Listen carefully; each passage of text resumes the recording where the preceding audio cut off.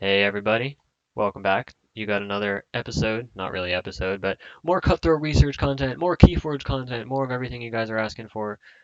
We got, I got one more. I have one more of these. This is the last Keyforge Worlds Collide box opening that I'm gonna do. I'm not sure what the orientation of this is gonna be yet, but we're gonna get right into this and not waste any time. But this is my last two decks before the official release. I do have some boxes that I pre-ordered, so there will be some box openings as well. Might split those into multiple videos or just make them really, really long videos. I haven't really decided yet, but I have two more set 3 decks that I may get the pleasure of using prior to their official use date. And maybe we'll get something broken. So let's find out and dig right into this. Sorry about that little glare at the bottom. My mouse isn't really off camera. There we go. Get out the way. Throw this aside. Throw this aside. Throw this aside. We don't need this. We are professionals. Here we go. Boxes out and done. 2 decks. One of these will have the anomaly because I haven't gotten one yet, so I have to, right? That's the rule. If I don't get an anomaly by my 4th box. Tyler got one, I think. Alright, we're cracking this open. We're getting right to it. We're a minute into this video and we are ripping this deck apart. This deck, ooh, it's purple. WH, Concetale of the Dusty Tavern. Wow, that's insane. Star Alliance, Dis, and Untamed. Okay, this 3-house combo has potential, in my opinion. These 3 houses could be insane. Let's take a look. There's the deck list.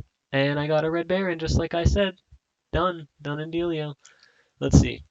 You know what? We're just cracking this open. I don't even want to look at this very much longer. Done. I already know the anomalies in here. And nothing else matters. It's Red Baron, so it's not like the broken dumb ones, but eh. The anomaly does not want me to have it. This was actually packaged badly. You can see the folds. They're like really, really off center, like really bad. Their packaging machine must have messed up on this deck. Yeah, my fingers are not going to be able to get that.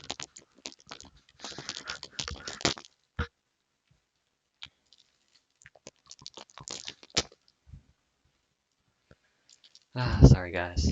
This is taking longer than it should for a deck that I really just wish I could get ripped apart and opened. Thank you. Okay, so jumping right into this as fast as I humanly can. Ha! Here we go. WH.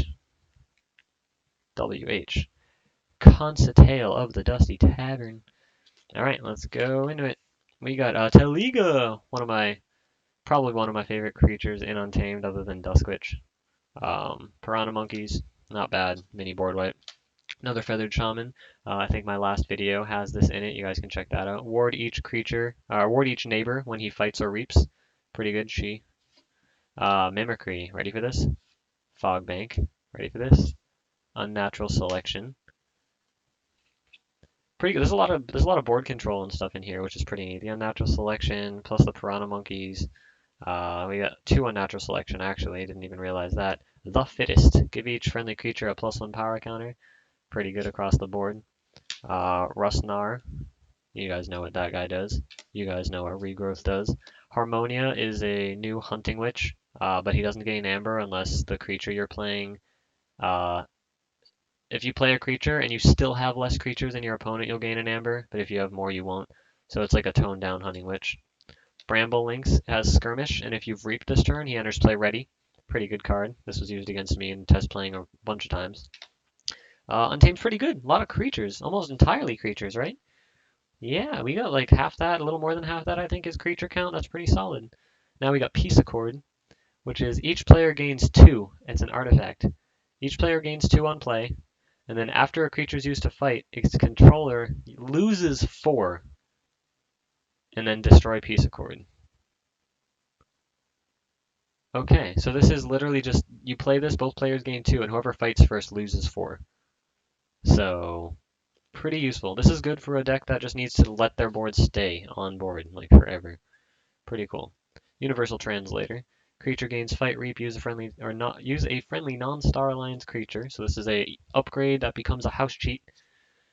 2 upgrades that become house cheats. Psi Officer Morpheus. After you play a creature with a play effect, trigger it again. So double enter the battlefield effects. I am so ready to play this card with anything at all. I think this card's awesome. Double triggers, OP.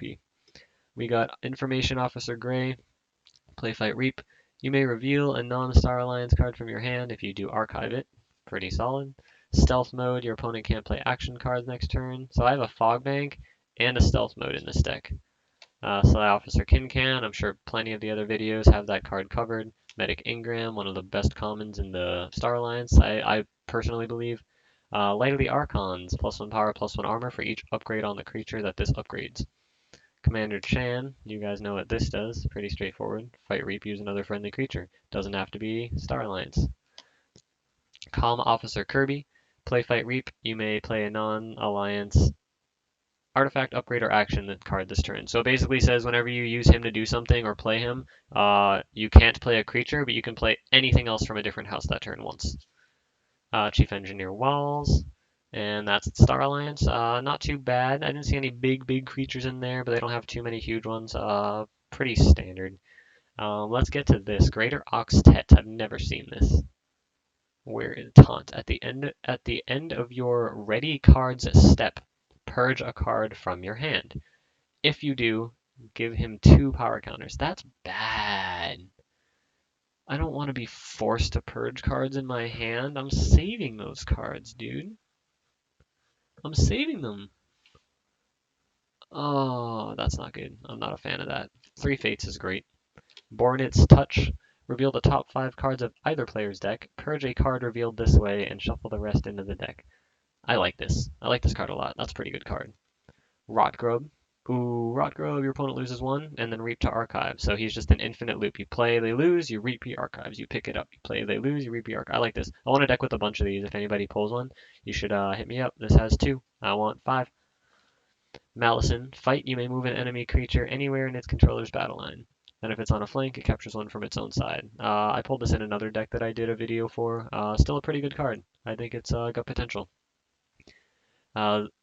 Etarome, or Etarome, I'm not sure. 4 power Reap. Destroy a creature of the house with the most creatures in play. This can backfire. There are 2 in this deck. There's 3 in this deck. 3! This card can backfire so hard. So hard. But, you know, it's a comeback card, I guess. It has some potential. Dendrix, fight. Your opponent discards a random card. I love it. I love discarding. Binding Irons seems pretty good. And here we go. Ooh. Ooh, you guys see that? Ooh, Red Baron. While your red key is forged, he gets Reap Steal one. When your opponent's red key is forged, he gets Elusive. Cyborg Pirate. Very interesting. I like Dis. I like my anomalies, but I wish I got a better one.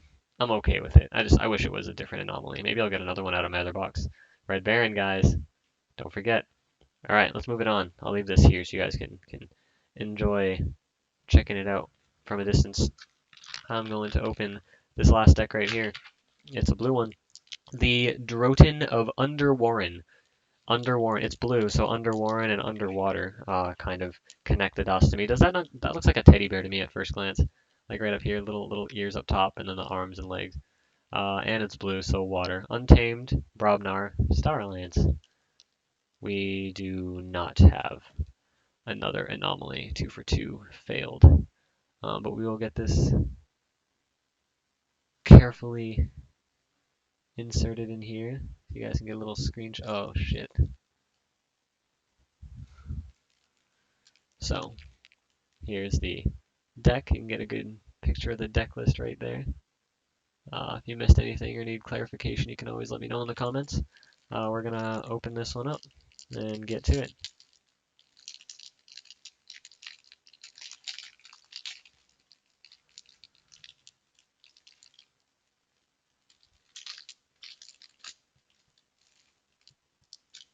Man, these are wrappings. This one starter set had the worst packaging. I'm about to bend all these cards on accident. Alright, so. Nepeta Gigantica. Action. Stun a creature with 5 power or higher, or stun a giant. Nice. Nice. Good card. I think that's great. Feathered Shaman. Every deck seems to have this now. Nature's Call. Set one card we all know. Good Buck. I like this card a lot. When he's destroyed, you discard the top card of your deck. If it's a creature, then he leaves play and the creature goes where he did right in the battle line in the same spot. So I think that card's cool. It's pretty solid. The Fittest we saw in the last deck. Song of the Wild, I believe we saw in the last deck or a previous video. There's a few of these in here. Another Rustnar. Another Regrowth. Mystic Murmuk. This is the one that makes both players' keys cost more, and its play effect is to deal 4 to a creature. Deepwood Druid, deploy, fully heal a neighboring creature. Pretty good for Brobnar. This being in a Brobnar deck's solid. Bramble Links we saw. Ingram's Blaster. This creature gains Fight Reap. You may deal 2 to a creature, or attach this card to Medic Ingram. After you attach the Blaster to Medic Ingram, you fully heal a creature. So this is Ingram's Blaster, and when you attach it to her, it heals a creature fully. Pretty good. Quintrino Flux, choose a friendly creature and an enemy creature. Destroy the chosen creatures and each creature with the same power. So you're like, I'm going to pick 1 and 5. All creatures with that power get destroyed. Quadra Quarter. Your opponent's keys cost 1 more for each house represented among friendly creatures to a max of 3. Pretty good. CXO Tabber. Fight Reap, you may play or use 1 non-Star Alliance card this turn. So it doesn't have a play effect, but it lets you play anything when you use it. Zap we saw before, deal 1 for each house represented among creatures in play, to a creature specifically, 1 creature. Censor Chief Garcia. Play Fight Reap, keys cost 2 more during your opponent's next turn, so if you get multiples of these and you use multiple effects, it'll just keep stacking. Tin Can Kincan, Medic Ingram, Light of the Archons. We're familiar with all these cards. Here's Explorover. Skirmish, and it can be played as an upgrade. It's a 3-power creature, or you can play it as an upgrade to another creature and give that creature Skirmish, which is great. I think the utility of this is really cool. Commander Chan, Chief Engineer Walls, War Grumpus, ready and fight with a neighboring giant, not too bad. Barehanded, that's a good card. I know a lot of people with decks with a lot of artifacts that this would mess up. Barehanded, good card. Two Barehandeds? Anti-artifacts? Hello? Hello? Okay. Anti-artifact the deck. Ragward, after a creature reaps, if it's the first time a creature has reaped this turn, deal 2 damage to it. Ogopogo. Gravel Guts, 5 power. After an enemy creature is destroyed fighting Gravel Guts, give Gravel Guts 2 +1 power counters. So every time you kill something, he gets bigger. Flamewake Shaman, play deal 2 to a creature. Stiltkin Skirmish, after a giant creature is played next to him, ready and fight with him. That's pretty much all it says. But he has Skirmish, so that's cool. So you'd play him, play a giant, fight, play a giant, fight. Pretty cool. Mog Hunter, deal 2 to a flank when he fights. Grok, your opponent loses 1. We all know Grok. We all know Cowfine. And Berserker Slam. Amber bonus, deal 4 to a flank creature. If it destroys that creature, its controller loses 1 amber. So, not a bad deck. Not a bad build overall. I think I'm more excited to play the Anomaly deck. But I don't see anything wrong with it. I think all these decks have some pretty good potential. That is going to be it for me. It was pretty straightforward. Tried to get to the point so I didn't waste anybody's time. But that is the 2 and my final starter deck, set 3 starter deck box opening.